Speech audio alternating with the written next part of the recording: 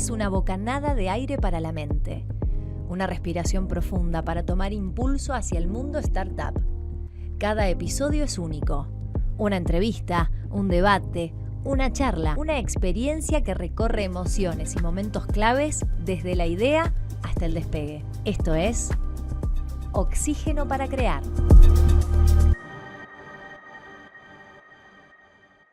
En el episodio de hoy, Alejandro Piscitelli, IA mata curiosidad.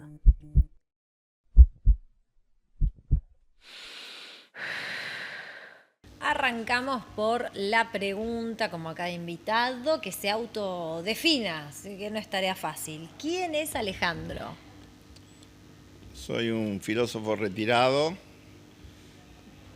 amante de los gatos, del agua, de los libros y de las experiencias interesantes. Ahora me vas a contar cómo nace esta pasión tuya por la filosofía, Alejandro, pero la pregunta es, ¿se puede retirar un filósofo? ¿O es algo que queda y que uno es? Bueno, los militares cuando se retiran siguen siendo militares. Así que supongo que los filósofos también. Pero cuando digo retirado lo decía porque nunca fui un filósofo académico, ni un filósofo convencional, ni un filósofo que se dedica a estudiar o a escribir sobre filosofía, sino sobre cualquier otra cosa. Por eso mi blog, que tiene ya como 25 años, se llama Filosofitis y dice, hablando en serio de casi todo, menos de la filosofía, ¿no? Bien. ¿Cómo nace esta pasión tuya por la filosofía? Es casual, como tantas otras cosas. A mí me gustaba mucho en el colegio secundario la literatura inglesa. Fui a un colegio, como tantos otros colegios que hay en Florida, en Vicente López, que eran colegios bilingües, a la mañana en castellano, a la tarde en inglés. Era bastante bueno el nivel de inglés. Y de repente, ya cuando estaba en el secundario, en inglés, empezamos a leer libros originales, o sea, leímos El Otelo de Shakespeare, o leímos Sons and Lovers, Hijos y Amantes, de David Herbert Lawrence, que había sido el autor del amante de Lady Chatterley. Y entonces me gustaba mucho esa literatura y dije, bueno, quiero ser profesor de literatura, donde se estudia eso en la Facultad de Filosofía y Letras. Entonces di un examen, eran difíciles en esa época. Sí. La facultad estaba cerrada, yo terminé el secundario en el 66, fue el golpe militar de Onganía, el segundo semestre estuvo cerrada, abrió en marzo del 67 y entonces yo entré, primero había como no era un ciclo básico, pero eran materias introductorias, ¿no? Introducción a la literatura, filosofía, pero para entrar a la carrera de letras. Letras siempre. Y cuando fui a la carrera de letras no me gustó lo que estudiaban, no me gustaba cómo lo estudiaban, salvo un profesor que era muy bueno en introducción a la literatura, todo lo que se hacía no me gustaba. Y de casualidad alguien me dijo, tenés que hacer 2 materias optativas, ¿por qué no vas a la materia de Historia de la Filosofía Antigua? Que la daba un tipo muy famoso, muy conocido, se llamaba Conrado Gerstlán. Entré, el tipo escribió en griego, en el pizarrón, con letras griegas, que no sabías ni lo que ponía, y puso Physis cryptes filei. A la naturaleza le encanta esconderse. Y dije, esto es interesante, ¿no? Griego, esconderse, la naturaleza. Y era un tipo atrapante, porque no era ningún académico, por más que leía griego, escribía griego también. Tradujo del griego obras muy importantes de Platón, etc.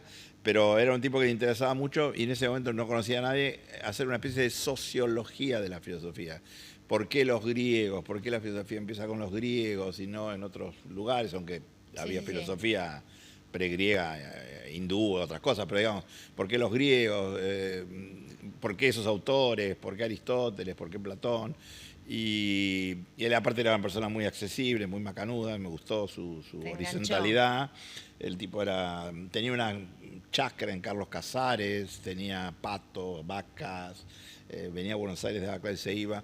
Se había formado un equipo de discípulos, de ayudantes, excelentes, todos especializados en distintos temas, de los cuales me hice muy amigos, y después con uno de ellos me fui a visitarlo a Francia el año siguiente. O sea, había una ecología, ¿viste? Un ecosistema que te interesaba, te atraía, y fue casi entonces medio casual, por esta materia complementaria optativa que había que hacer. Exactamente, y porque él me mostró que vos podés estudiar las cosas más abstrusas o más abstractas, pero la filosofía es una cosa muy sofisticada, ¿viste? Sí. Muy abstracta. Cuando estás leyendo filosofía no sabes si estás leyendo matemáticas o estás leyendo no sé qué, porque realmente es muy difícil. Y él la conectaba con la vida, con lo cotidiano, con la vida de los filósofos.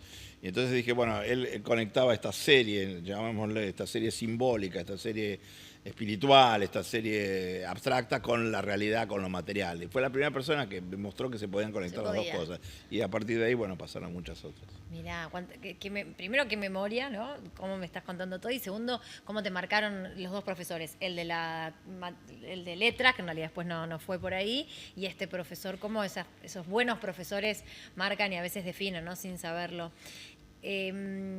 Para preguntarte, bueno, a partir de la charla con vos y demás vamos a meternos y replantearnos conceptos y repensar todo lo que tiene que ver esto justamente con lo que también te iba pasando a vos, ¿no? Experimentar nuevas formas de pensar y de actuar, y me vas a contar, que sé que lo trabajás vos, ¿qué es ser un trabajador antidisciplinario? Bueno, eso, o sea, sin quererlo, ¿no? Porque fíjate que yo entro a letras y salgo disparado para el lado de filosofía, y cuando termino la carrera de filosofía, que la hice muy rápido, en el medio me fui un año a Europa, a Francia, que estaban pasando de todo ahí, y muy antidisciplinario. Fui a una universidad loquísima que se llama Universidad de Vincennes, donde se había matriculado un caballo. Los profesores... Sí, se llama bucéfalo el caballo. Es bucéfalo. Y que era un caballo de algún emperador romano, así de Nerón o de no sé quién. Y bueno, eso sí me marcó mucho más. Vos hablabas de dos profesores, sí. Uno era Delfín Leocadio Caraza, que es el que daba literatura, pero el otro, Conrado Gerstlán, que cuando murió le escribí un obituario que salió en mi blog, que está ahí, me llamó la hija para que lo leyera en una despedida. Pero en Francia sí, ahí estuve viviendo un año, todo el año 69. Pensá que estamos hablando de año 68, Mayo francés, un movimiento estudiantil mundial que tuvo lugar simultáneamente en Berkeley, en Estados Unidos, en Checoslovaquia y en Francia, el Mayo francés. Y al año siguiente se creó esta Universidad de Vincennes, y ahí los profesores eran todos top mundiales, Foucault, Deleuze, Guattari, Badiou, bueno, todos unos personajes absolutamente increíbles. Ahí estabas vos.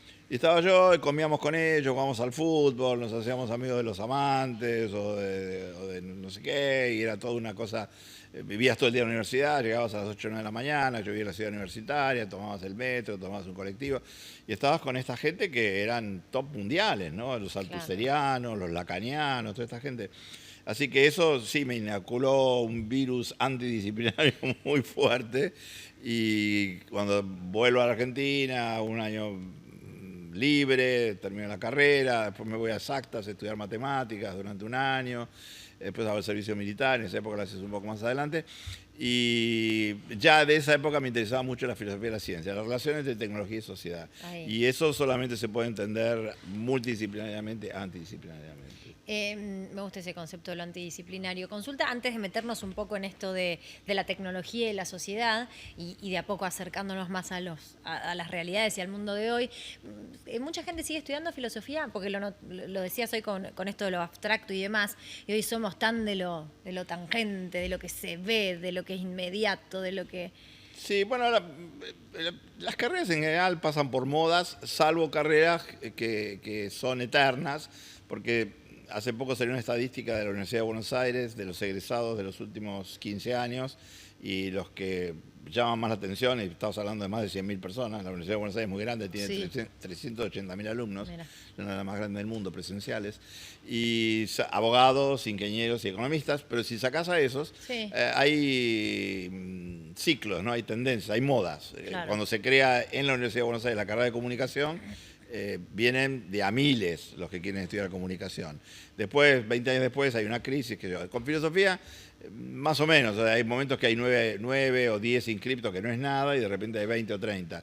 Pero se sigue estudiando filosofía. Lo que pasa es que filosofía hoy, en el sentido más tradicional, no es tan así. Filosofía lee de maneras muy raras hoy, y te digo la más rara de todas, que podemos tratar ese tema o no, Sí. que es la filosofía interespecífica, o sea, la filosofía que tiene que ver con entender a los animales, entender a las plantas, entender a los extraterrestres, es decir, que todo eso, ¿no? Claro. Bueno, es una filosofía que se expande, ¿no? Bueno, casi que esto a la naturaleza, ¿cómo es? La naturaleza le encanta esconder A la naturaleza le encanta esconderse, ¿viste? bueno, pero y entonces la filosofía trata de descubrirla y descubre la naturaleza no solamente en otras personas, que son naturaleza humana, Sí, sino en en naturaleza otros. animal, naturaleza vegetal, Bien. naturaleza mineral, ¿no? Por esos lados. ¿Qué es un profesional T? Profesionales, cuando vos preguntás por lo antidisciplinario, ¿no? Y hay gente que te dice, pero che, no joroben con el antidisciplinario si nadie es bueno siquiera en su disciplina, ¿no? Cosa que no es cierto y no es cierto. Buenos en las disciplinas y buenos en cualquier cosa hay muy poca gente.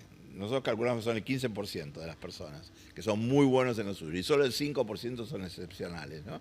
El resto navega por ahí, va y viene, ¿no? Nos defendemos. Bueno, zafamos, La ¿viste? guitarreamos. Zafamos, Sí. ¿viste? Hacemos lo que podemos. Pero, digamos, que sean buenos es poco, ¿no?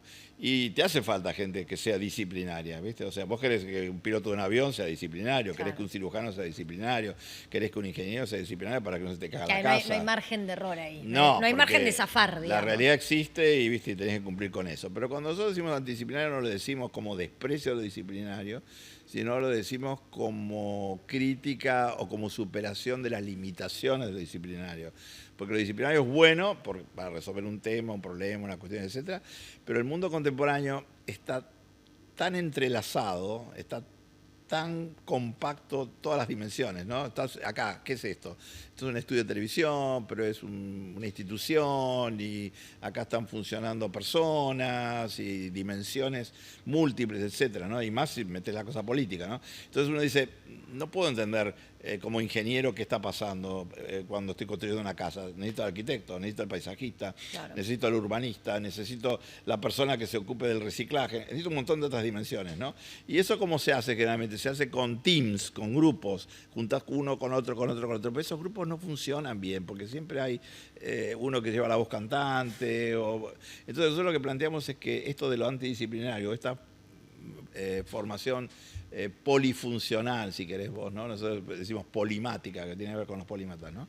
Esa formación tiene que ser una formación de base de cuando uno entra en la universidad.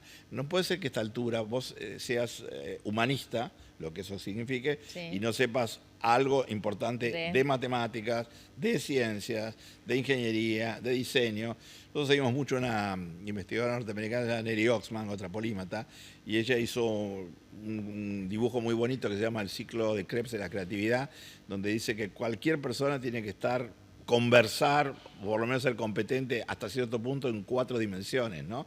Que son la ciencia, el arte, la ingeniería y el diseño, en distintas proporciones. Ciencia, arte, ingeniería y diseño, ¿no? Qué interesante. Entonces, cuando estamos hablando de antidisciplinario, estamos hablando de eso. No que vos no tengas una primera carrera, pero que tengas 2 primeras carreras o 3 primeras carreras. Claro. Viste que antes se decía un poco esto, el refrán de el que mucho abarca, poco aprieta. En realidad es poder abarcar un poquito más para tener un conocimiento más de estas dimensiones que mencionás. Sí, uno podría decir que mucho aprieta, poco abarca, ¿no? También, claro, me gusta más. Y en ese caso también estaría siendo insuficiente. O sea, acá la cuestión, viste, es como todo en su medida y armoniosamente, ¿no? Perfecto. O sea, pero no te alcanza con eso, necesitas otra cosa. Pero en la formación, porque vos te vas diseñando a vos mismo, eso se llama diseño ontológico, ¿no? Te vas autodiseñando, te vas creando, cuando tenés 15, 16, 17, 18 años, ¿no? Si vos haces primero una carrera y después otra, por más que te guste más la segunda, tenés la marca de la primera carrera, queda, ¿no? sí. Es muy fuerte eso, es muy difícil desprenderte No de esa sirve. impronta de la primera carrera. Por eso lo que decimos es, empecemos simultáneamente en estas carreras mixtas o estas carreras híbridas o estas carreras transversales. Ujú. Entonces, ¿qué implica ser un profesional T? Tener esta... Ahí Era está. tu pregunta, claro. La pregunta era, claro, ¿por qué porque nosotros decimos que tenés 3 tipos de profesionales. Tenés los profesionales I, que son los profesionales que tienen que ver básicamente con una sola disciplina, lo que decíamos antes, ingeniero, Sí. o médico, o abogado, o jardinero también, porque es una profesión, Sí. ¿viste? O entomólogo, lo que vos quieras. Y los T son los que son muy fuertes en un área, pero que también son transversales, o sea, que pueden de repente expertise que tienen primera, la pueden complementar con esta formación auxiliar o con estas nuevas miradas o esta capacidad de salirse de los marcos mentales que les genera la primera disciplina. No sé, suponete un médico. Un médico, bueno, primero que se especializan, no son médicos, ¿no? Son médicos, pediatras, ¿no? Médicos, cirujanos. Claro. Pero tenés otros que hacen, por ejemplo, gestión hospitalaria. Y si vos haces gestión hospitalaria, ya es como un médico que se cruzó con alguien de económicas o de administración. Claro, el manejo de recursos. Y vas viendo, entonces ahí vas viendo, eso es un T. Si está bien hecho, es una persona que tiene una primera formación profunda, buena, pero al mismo tiempo que se abre, se expande. Ahora, si vos te querés expandir más, tenés estos profesionales que nosotros llamamos M, que son los profesionales que de repente tienen 1, 2, 3 carreras simultáneas o consecutivas, pero muy entrelazadas. No sé, por ejemplo, Donna Haraway, que es una persona que comentábamos hoy en una reunión, que es ella es una científica, pero que toda su vida se dedicó a la filosofía.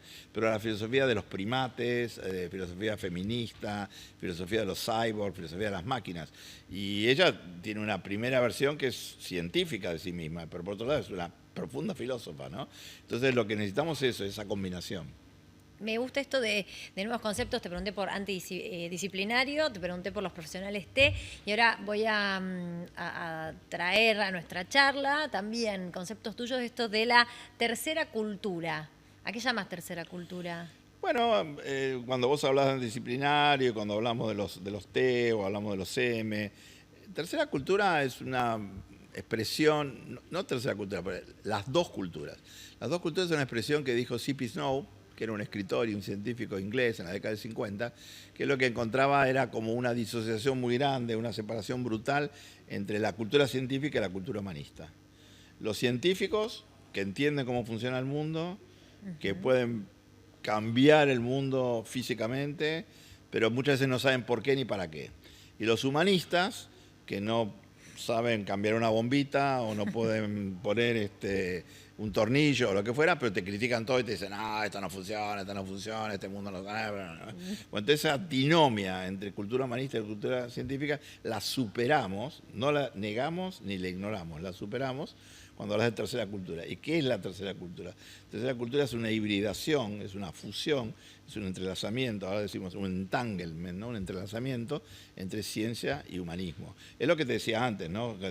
Cuando Nelly Oxman te hablaba de ingeniería, diseño, arte y ciencia, lo que está planteando fundamentalmente está en la tercera cultura. Todos estos polímetros de los que estamos hablando están en la tercera cultura. Estos frames de los que estamos hablando están en la tercera cultura. Una persona que de repente, yo me acuerdo cuando yo estaba en el ciclo básico, cuando nace el ciclo básico en la Universidad de Buenos Aires, 85, yo era titular de una cátedra, tenía 55 ayudantes, y me encontré con una chica que había estudiado contabilidad, pero después se había dedicado al psicoanálisis. Y bueno, ahí de alguna manera, sin quererlo, tenías una persona, ¿viste?, que estaba conectando, ¿viste?, algo de los números, de las ciencias más duras, que tienen que ver con matemáticas, econometría, contabilidad, etcétera, con la psiquis, las enfermedades mentales, el futuro, etcétera. Qué interesante y qué importante, imagino, esto se entrena también, aprender a engamar un poco todo, lo decías por ahí desde la formación. Se entrena y por suerte ahí sí tenés vos algo de que enorgullecerte. Se entrena y se está haciendo acá en Misiones. Mirá. Desde hace ya, este es el 4º año. Empezamos en el año 2022, Rovira, a través del actual vicegobernador Lucas Romero, me llamó, me dijo, mirá, acá tenemos 7 grupos que hacen educación disruptiva, pero que cada uno más o menos está yendo por su lado. Se podría hacer un trabajo colectivo, colaborativo, para esta gente que tengan todos una especie de mirada o de recorrido que incluyen todos estos conceptos que vos mencionaste.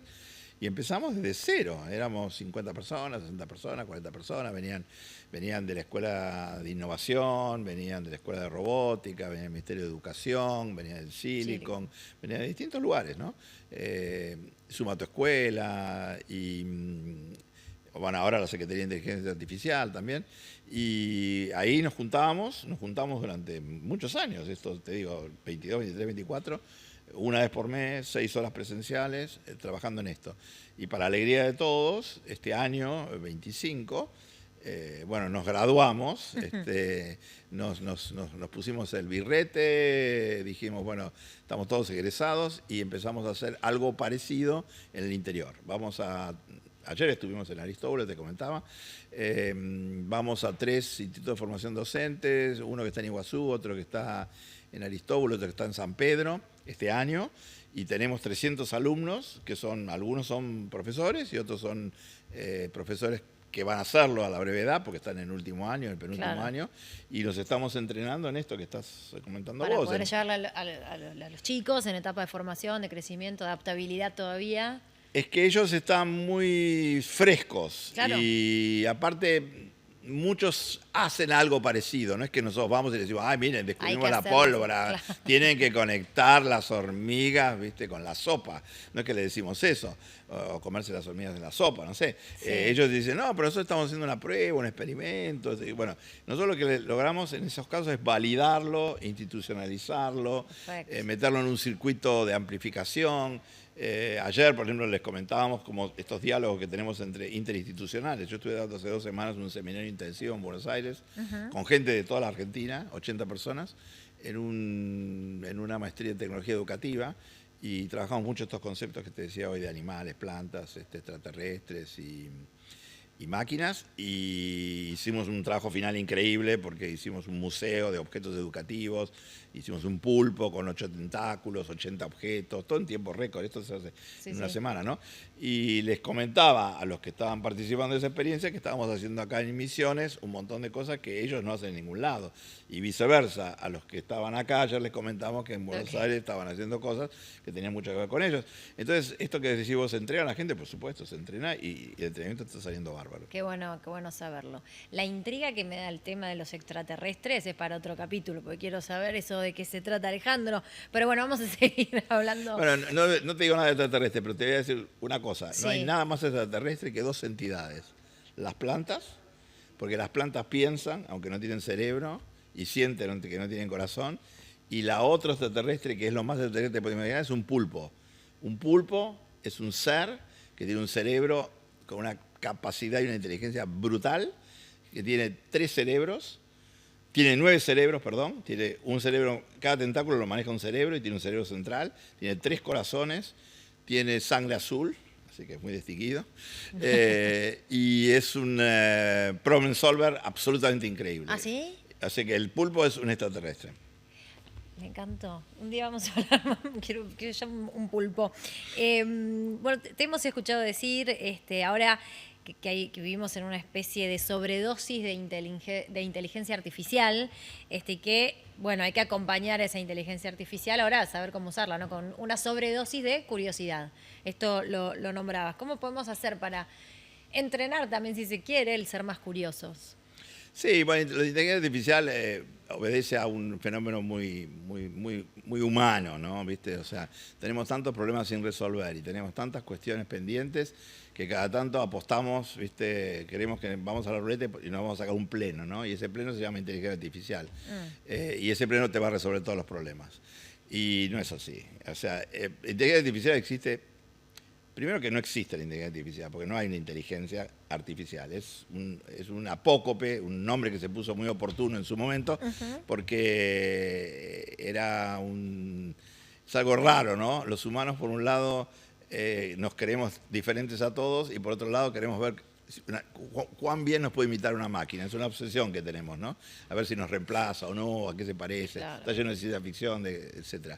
Pero todo esto es una cosa muy marketinera que tiene que ver con la aparición de la inteligencia artificial generativa, en particular ChatGPT, en noviembre del 2022, ¿no? Que ahora se van a cumplir 3 años. Bueno, ahí la verdad que fue como operación marketinera, fue espectacular porque todo el mundo está pendiente de eso, qué sé yo. Y aunque ahora hay un reflujo, ¿no? Pero es cierto que se han invertido toneladas de plata. No te puedo decir los millones de... No, billones, son billones nuestros, millones de millones, billones de dólares que están metidos en inteligencia artificial. Pero lo otro, que es la sobredosis de curiosidad, la necesidad de esa curiosidad, bueno, justamente el riesgo es que la inteligencia artificial mate la curiosidad. Los programas de inteligencia artificial son pasteurizan, homogeneizan, hacen cosas sorprendentes y llamativas. Ahora todo el mundo está hablando de que dicen que una cámara nocturna encontró a un oso saltando en una de estas cosas, ¿no? Y después unos conejos y después no sé qué. Y son todos ejemplos de inteligencia artificial, porque de hecho aparece en uno que dice Veo, que es el programa de Google que lo está haciendo, ¿no? Entonces ahí se genera una cuestión muy interesante que es todo el tema de fake news y de deepfakes, etcétera. Sí. Pero igual lo podés ver de otra manera, ¿no? O sea, inteligencia artificial, ¿vos qué querés que haga la inteligencia artificial? ¿Vos querés que automatice el pensamiento, las sensaciones, la coordinación de acciones humanas, o vos querés que los aumente en el sentido de mejorarlos, ¿no? Entonces, si vos querés que automatizar, estoy totalmente en contra. Si querés que los mejores, ¿por qué no? Porque así, del mismo modo que uso un telescopio, porque si no, no veo, o un microscopio, o uso anteojos, ¿por qué no puedo usar inteligencia artificial? Claro. Como una forma de aumentar la inteligencia humana. Sí. Y eso se llama paradigma centauro, es una combinación entre la inteligencia humana y la inteligencia no humana, ¿no? Entonces ahí tenés cosas fantásticas, ¿no?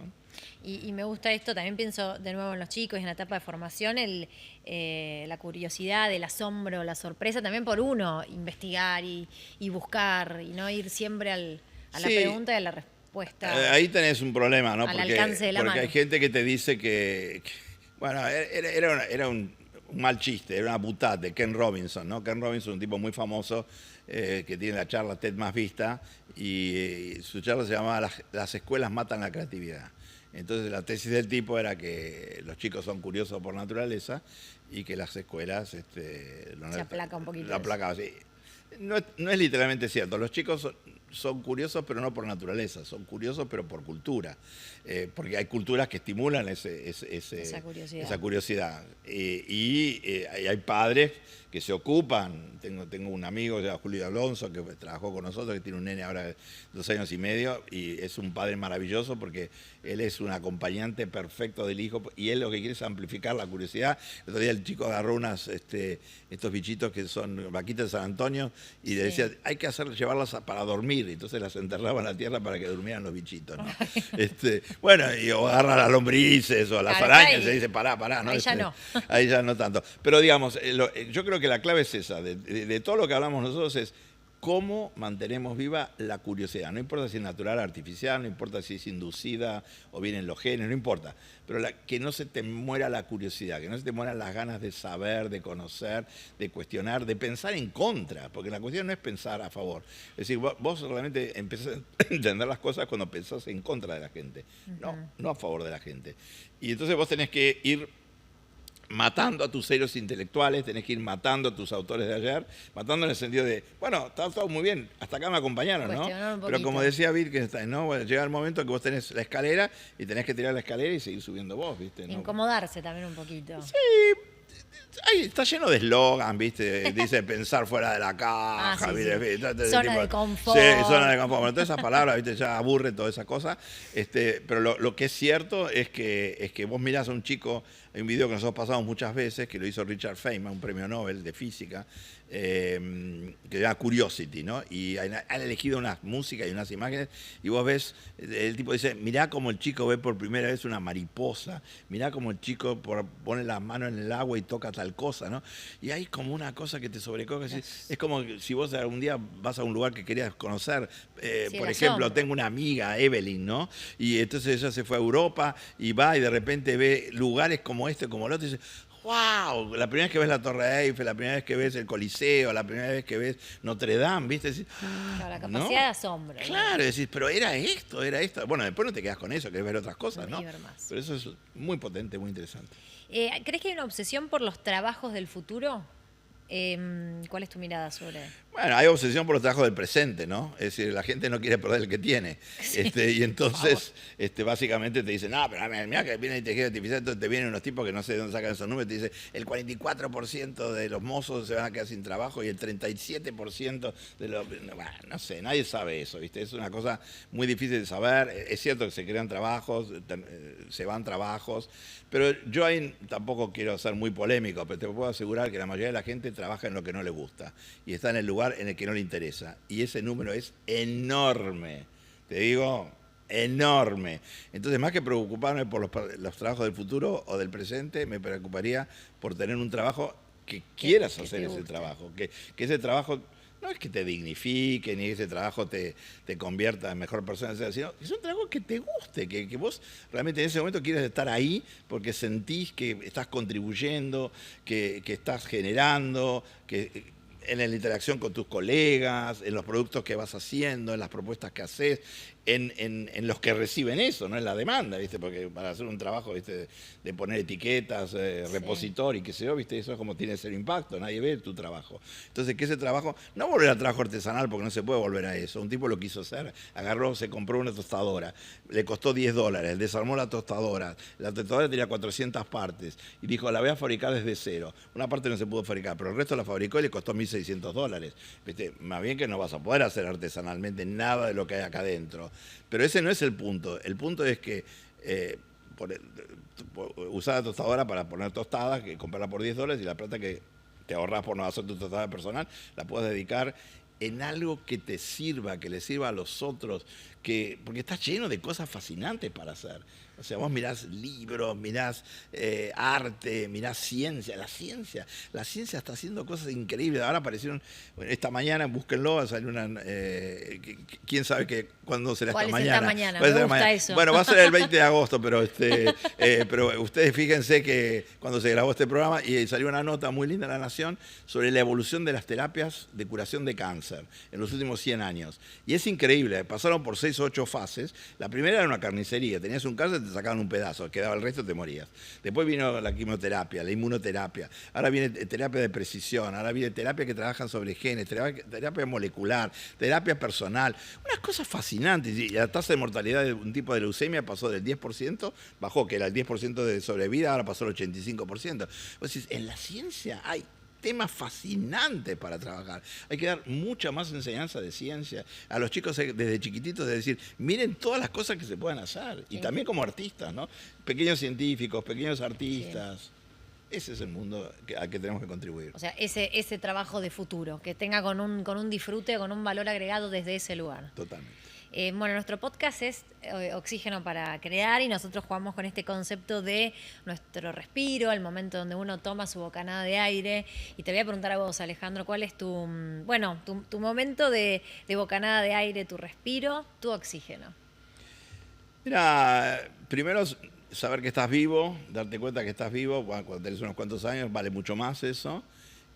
Cada mañana, yo vivo en un barrio en Tigre y a la mañana aparece el sol y aparece unas estrías de color divinas, preciosas a la mañana, y ahí inmediatamente me pongo a leer los diarios y tengo una biblioteca inmensa y salió tal cosa y mirá esto.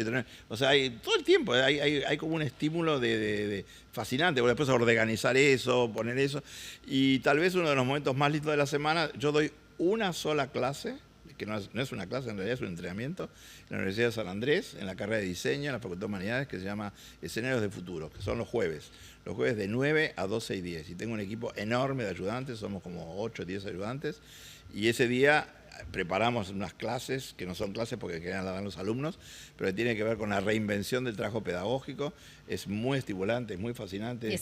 Ese día es el día que vale la pena estar porque estar y ser. Es fantástico eso. Y venir a Misiones también. Vamos todavía. Así que bueno, los jueves de 9 a 12 y media es tu oxígeno y ahora estando en este podcast, un placer charlar con vos. Obviamente esto seguiría y más, pero te agradecemos tu tiempo, tu presencia y tu paso por Oxígeno. A vos, Belén, y gracias a todo el equipo. Muy amable.